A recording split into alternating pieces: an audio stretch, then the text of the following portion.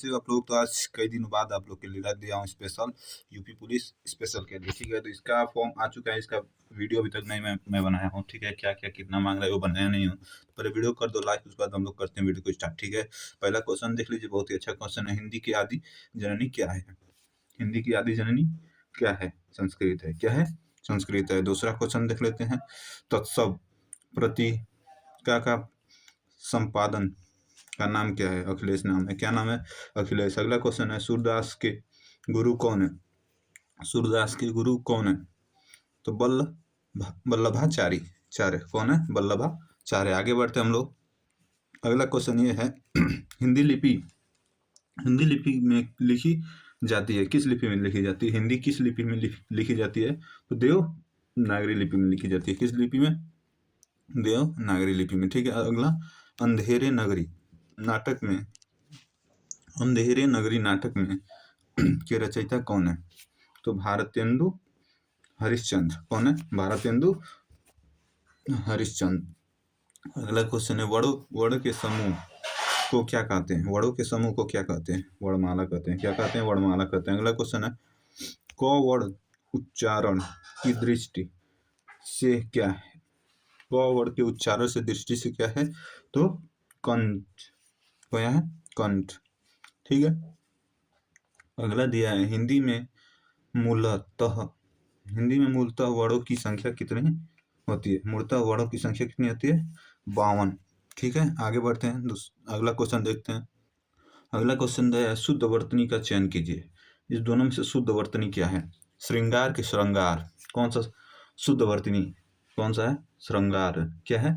श्रृंगार। ये तो श्रृंगार हो जाएगा। ठीक है, जो करती हैं लड़कियां सब, है ना। अगला क्वेश्चन है, दो वर्णों में मेल से होने वाली विकार को क्या कहते हैं? दो वर्णों में मेल होने वाली विकार को क्या कहते हैं? संधि कहते हैं। क्या कहते हैं? संधि। अगला क्वेश्चन, संदेव पे प्रयुक्त संधि का नाम क्या है? वृद्धि संधि है। कौन सा नाम है? वृद्धि संधि। अगला क्वेश्चन देखते हैं, यथाशक्ति में कौन सा समास होता है? यथाशक्ति में कौन सा समास होता है? जल्दी से बताइए, आप लोग क्वेश्चन का आंसर दीजिए। यथाशक्ति में कौन सा समास होता है?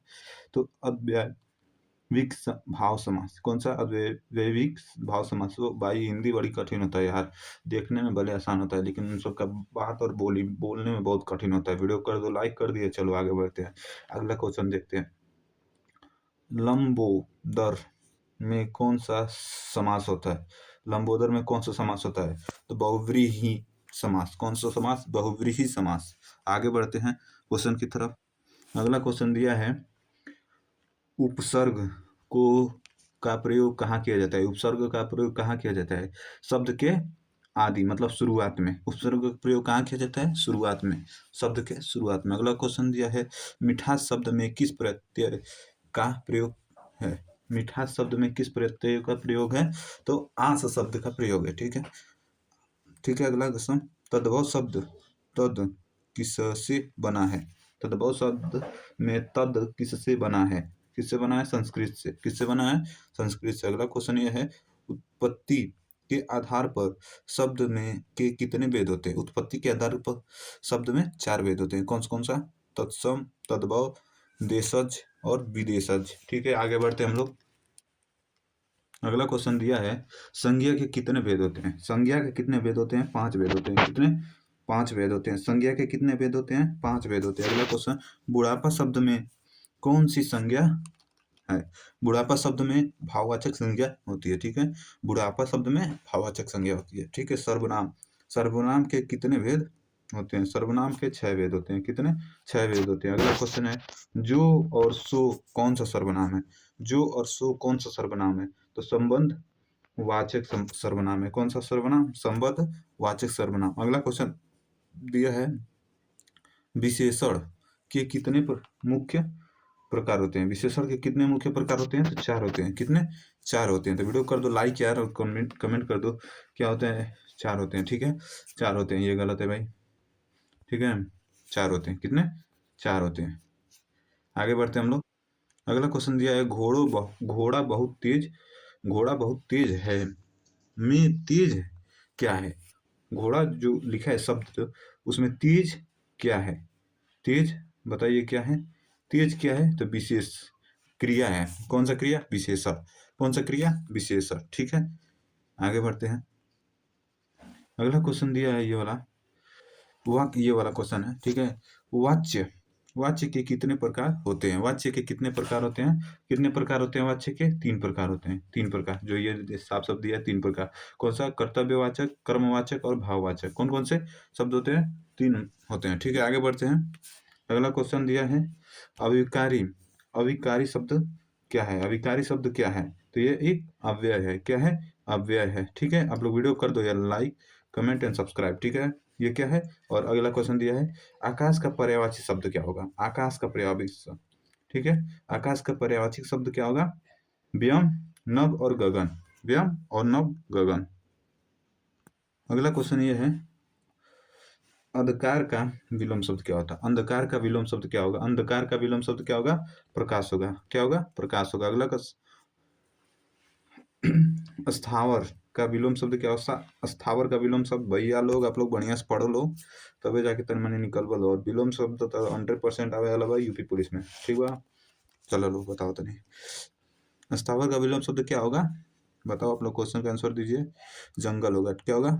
जंगल। ठीक है, अगला क्वेश्चन देते हैं। जो सब कुछ जानता हो उसे क्या कहते हैं? जो सब कुछ जानता है उसे क्या कहते हैं? क्या कहते हैं? सर्वज्ञ। क्या कहते हैं? सर्वज्ञ कहते हैं। सर्वज्ञ।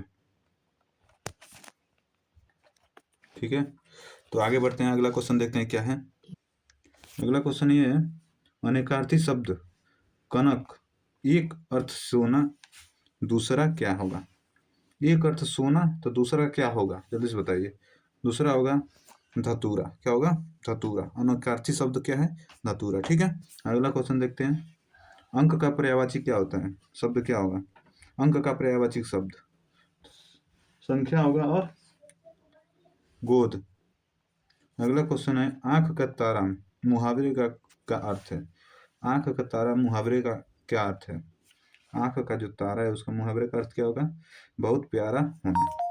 ठीक है, अगला क्वेश्चन देखते हैं। हिंदी बहुत अच्छा दिया है। ठीक है भाई, तो आप पढ़िए पढ़िए। ठीक है, अगला दिया है हाथ कंगन। हाथ कंगन को आरसी क्या है? लोकोत्य का अर्थ क्या होगा? लोकोत्य का अर्थ क्या हो गया?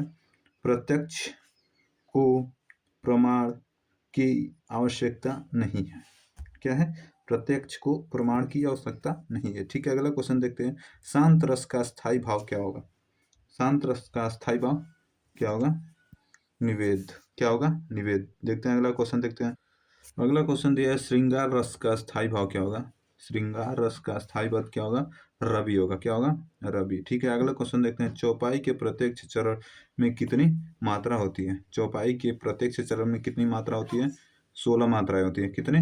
16 मात्राएं होती है। ठीक है, अगला क्वेश्चन दिया है दोहा के विषम चरणों 1 से लेकर 3 में कितनी मात्राएं होती हैं? कितनी होती हैं? 13। कितनी होती हैं? 1 और 3 को लेकर क्या होती है? 13 मात्रा। अगला क्वेश्चन देखते हैं। कनक तेसोगुनी में कौन सा अलंकार होता है? यमक अलंकार। कौन सा अलंकार? यमक अलंकार।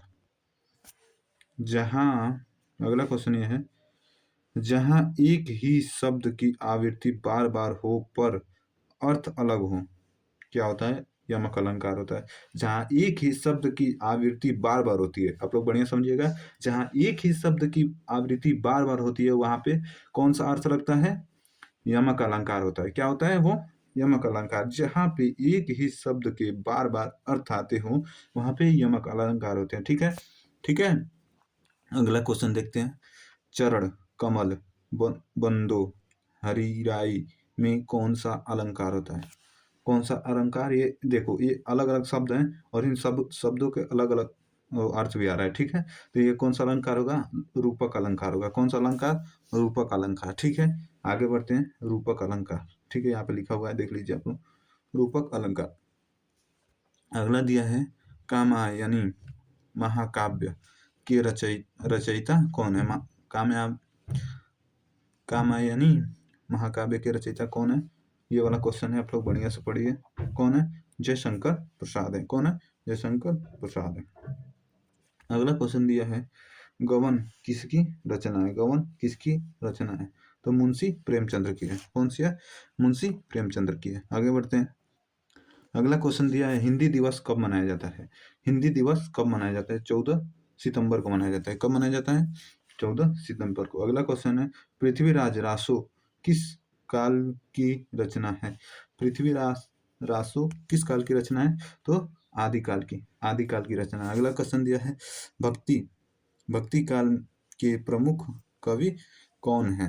भक्ति काल के प्रमुख कवि कौन है? कौन है? भक्ति काल मतलब बहुत पहले के, ठीक है। भक्ति काल के प्रमुख कवि कौन कौन है? कबीरदास, तुलसीदास, ठीक है, और सूरदास, ठीक है। कौन कौन से हैं? तीनों हैं, तीनों भक्ति काल के प्रमुख कवि हैं, ठीक है। अगला दिया है,